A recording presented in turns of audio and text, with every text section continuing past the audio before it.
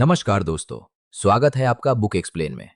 आज हम बात करने वाले हैं कि एक ऐसी कहानी की जो समाज की उस सच्चाई को सामने लाती है जिसे लोग जानते तो हैं लेकिन स्वीकार नहीं करना चाहते।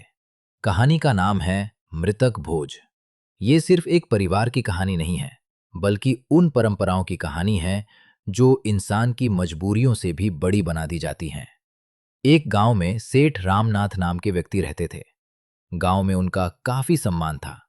लोग उन्हें इज्जतदार और समझदार इंसान मानते थे। उनकी पत्नी सुशीला थी और उनके छोटे छोटे बच्चे थे। परिवार बहुत अमीर नहीं था, लेकिन जैसे तैसे उनका जीवन ठीक चल रहा था। लेकिन अचानक एक दिन रामनाथ की तबीयत खराब हो गई।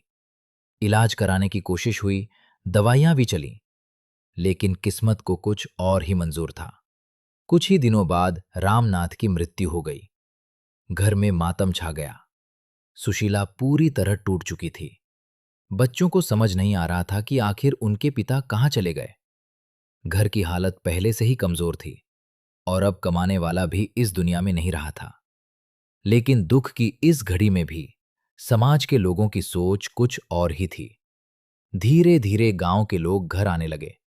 कुछ लोग दुख जताने आए, लेकिन कई लोगों की चिंता सिर्फ एक बात को लेकर थी, मृतक भोज।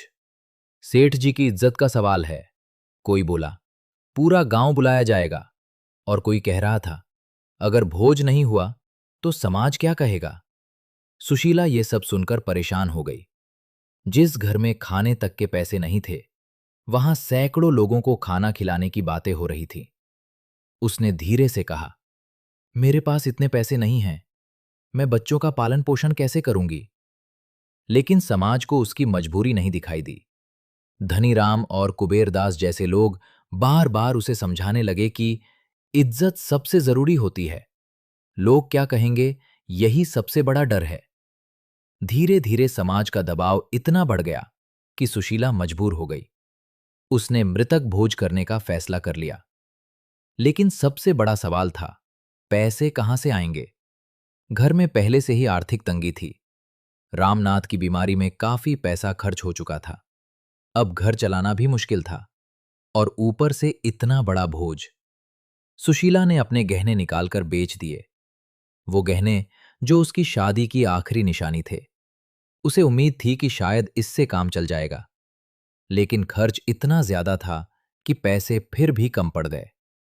अब समाज के लोगों ने एक और सलाह दी, घर बेच दो। ये सुनकर सुशीला अंदर से कांप उठी। वो घर सिर्फ ईंट और पत्थरों का नहीं था, बल्कि उसके पति की यादों से जुड़ा हुआ था।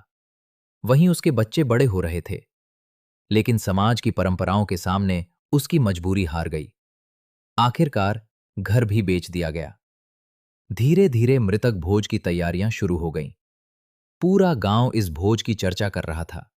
कोई कह रहा था, सेठ जी की इज्जत बनी रहनी चाहिए, तो कोई कह रहा था, भोज शानदार होना चाहिए। लेकिन किसी ने यह नहीं पूछा कि उस परिवार पर क्या बीत रही है। आखिरकार भोज का दिन आ गया। पूरा गांव खाने के लिए इकट्ठा हुआ। लोग आराम से बैठकर खाना खाने लगे। कोई खाने की तारीफ कर रहा था, कोई मिठाई की। कुछ लोग कह रहे थे, वाह, सेठ जी के परिवार ने इज्जत रख ली। लेकिन उसी समय एक कोने में बैठी सुशीला अपने बच्चों को देख रही थी। उसकी आंखों में आंसू थे। उसे पता था कि इस भोज के बाद उसके पास कुछ भी नहीं बचेगा। कुछ घंटों बाद लोग खाना खाकर अपने घर चले गए। धीरे धीरे घर में फिर सन्नाटा छा गया। पति पहले ही जा चुका था, गहने बिक चुके थे, घर भी चला गया था। और बदले में मिला क्या? समाज की 2 दिन की तारीफ। यही इस कहानी की सबसे बड़ी सच्चाई है।